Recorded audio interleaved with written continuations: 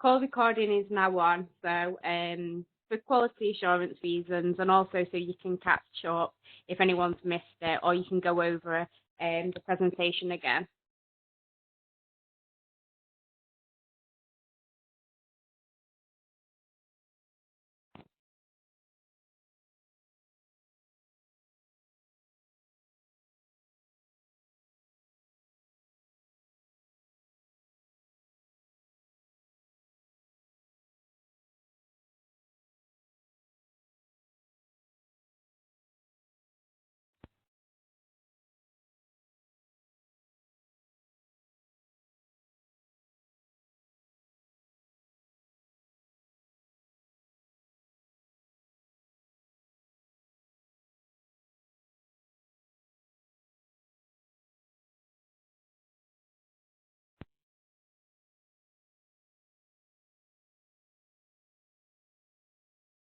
Can you see the presentation? Yes, yeah, I see. Yeah, great, okay. Just let me know if you can't hear anything that I'm saying, because I'll just go through the presentation. I'll just give it a couple more minutes and then we'll make a start.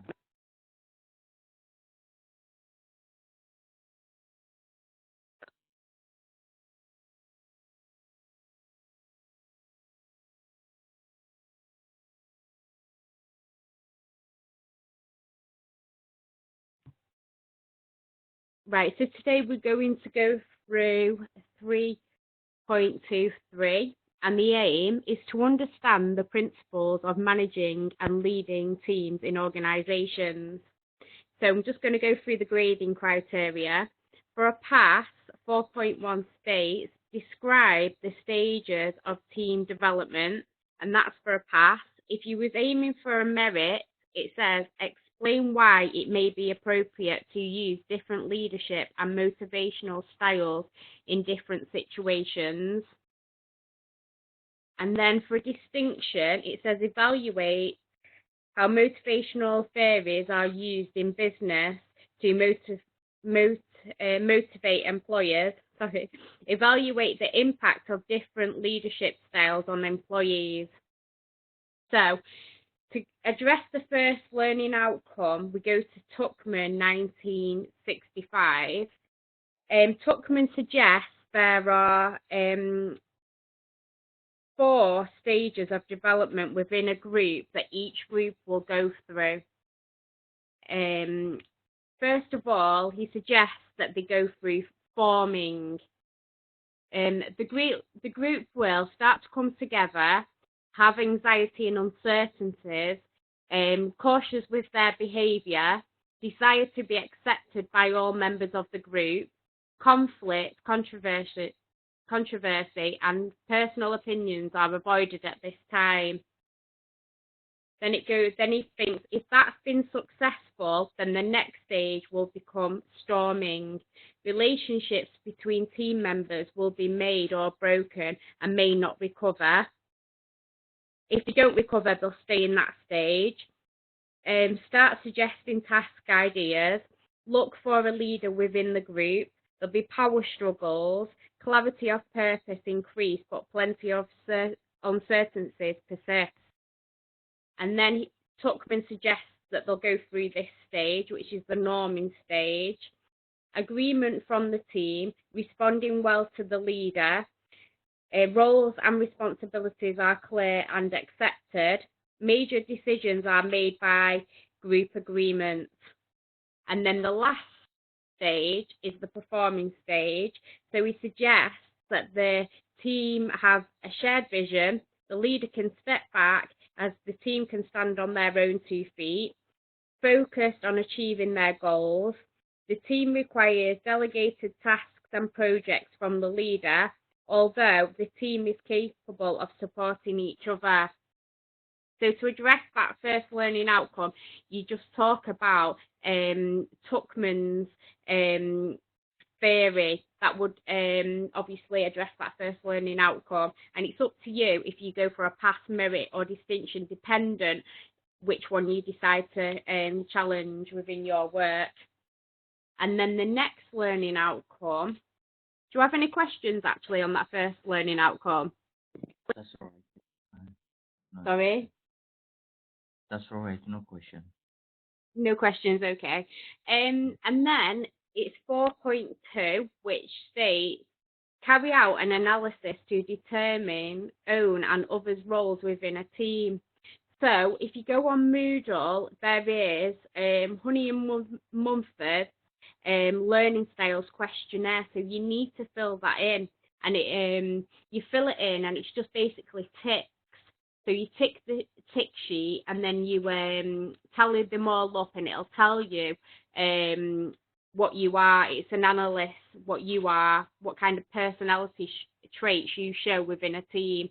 So we'll go through the ones that Belbin suggests that somebody may be. What is a team role? He suggests that it's a tendency to behave, contribute and relate with others in a particular way. Belbin's team roles describes a pattern of behaviour that characterise one person's behaviour in relationship to another in facilitating the progress of a team. So basically suggests that how others behave, how you behave will affect other people's behaviours. So you'll all bounce off each other, or you'll all get on, or you'll all argue. It's going to have a knock-on effect. Belbin suggests that the action roles fall into 3 domains. One is a shaper, one is an implementer, and one is a complete finisher. The shaper,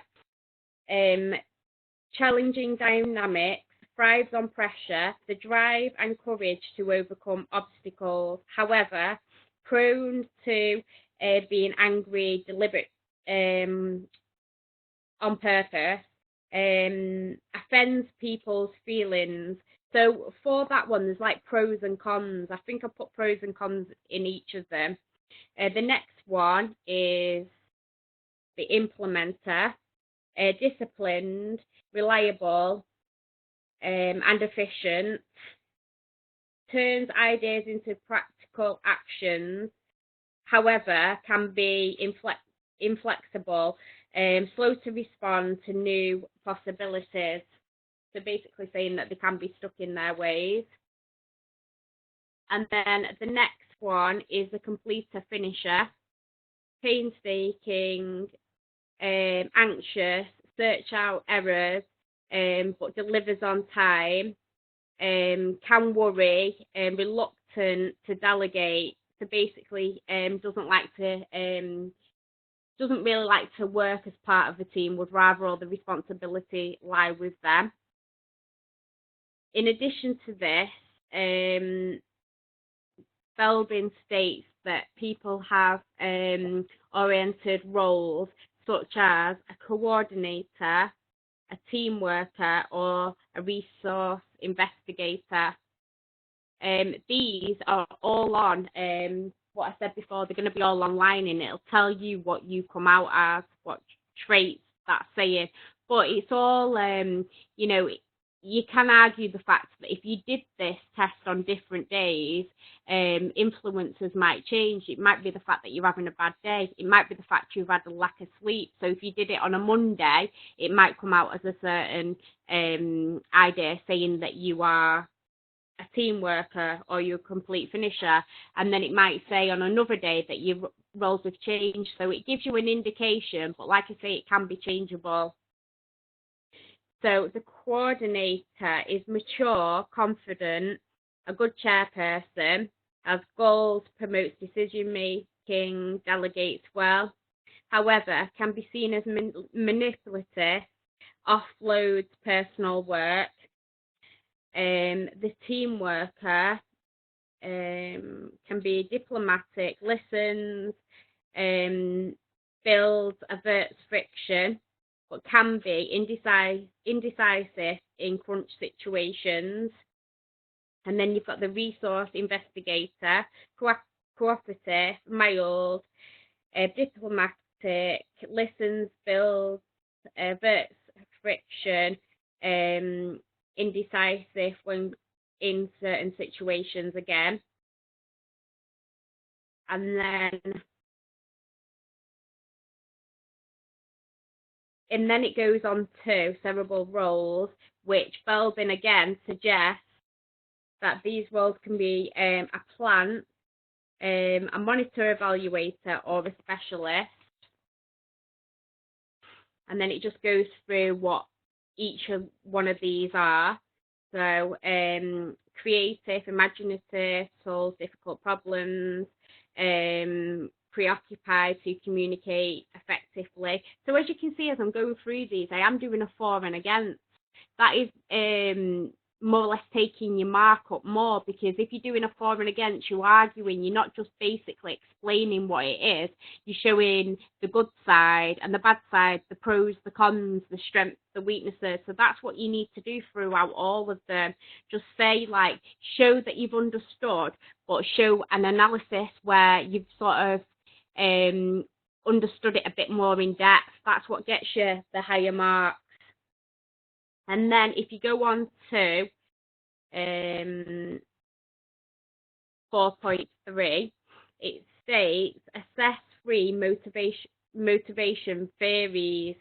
So I've given you 3, but you don't necessarily have to go with these 3. You can think of another 3. These are the ones that I've just actually put on the power slide so that I can go through them.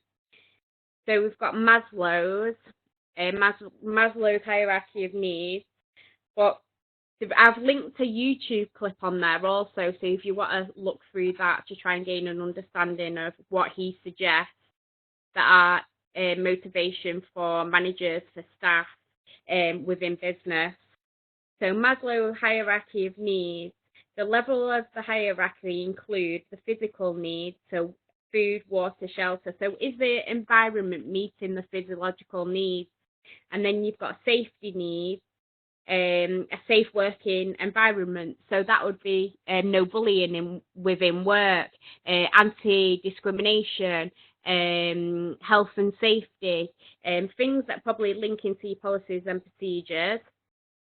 Also, it's got social needs, feeling wanted, a sense of belonging within the company, part of the team. And then it goes on to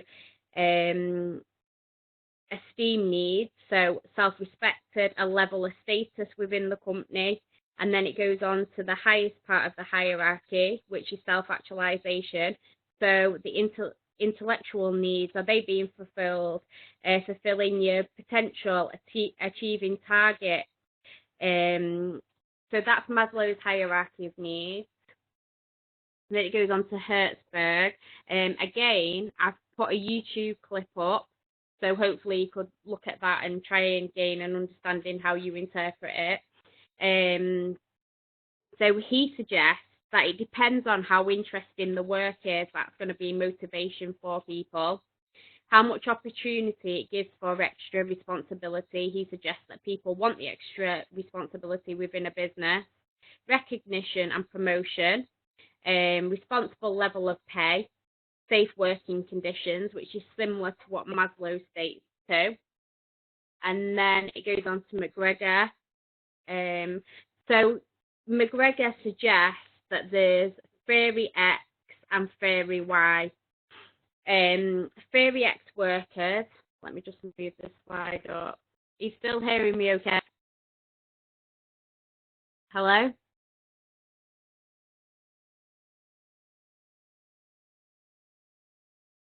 Can you still hear me? Yeah, it's good. Oh. Oh, right, okay, I was just checking, sorry. Just feel free to ask me anything as we're going through. Okay. Yeah, so we've got McGregor, and he suggests that an ex-theory workers could be described as follows. Individuals who dislike work and avoid it where possible. Individuals who lack ambition, dislike responsibility, and prefer to be led. Individuals who desire security. The management implications for Theory X workers were that to achieve organisational objectives, a business would need to impose a management system for control and punishment. So that's one of the theories. And then his other theory is theory Y. Consider effort at work just like rest or play. individuals who seek responsibility if they're motivated. The management implications for Theory X workers are that to achieve organisational objective, rewards of varying kinds are likely to be most popular motivator. The challenge for management with Theory Y workers is to create a working environment or culture where the workers can show and develop their creativity. So that is all, that is giving you 3, which goes back to 4.3. So within that, you've just got to talk about 3 motivational theories, just show that you've understood exactly what 3 are. You can put supportive arguments in there, and you can put arguments against it too. And then we go on to 4.4, which states, describe different types of leadership styles. So we've got the authoritarian, democratic, laissez-faire, transactional, transformational. So, let me just move it. So these are Lewin's leadership styles. So if we go to the first one, the authoritarian one, it states, make decisions without consulting their team members, even if their input could be useful. There is no need for team input, can lead to high staff turnover and high levels of staff absence. So basically, they like to do things on their own, and anyone else's opinions or suggestions are just not valid. However, because that is given a downside, there may be upsides to that, because sometimes if it's some high risk within business, do you really want to be asking everyone else's opinion? Could it be sometimes maybe it has got a plus, even though that's telling you the cons, it may be good to put pros in there too. And then you've got the democratic leaders. Make final decisions, but include their team in decision making. They encourage creativity. Team members tend to have high job satisfaction. Not always effective style when you need to make a quick decision. And then you've got laissez-faire, which leaders give their staff a lot of freedom in how they do their work. Let me just move that up so you can see it. They provide support with resources and advice if needed. They tend to have high job satisfaction, can show challenges if staff don't manage their time well, or if they don't have knowledge, skills, self-motivation to do their work effectively. And then, let me see one here. Transformational leaders. So this is a suggestion that they have high emotional intelligence, they have a shared vision, they're self-aware, they're good communicators, they're empathic.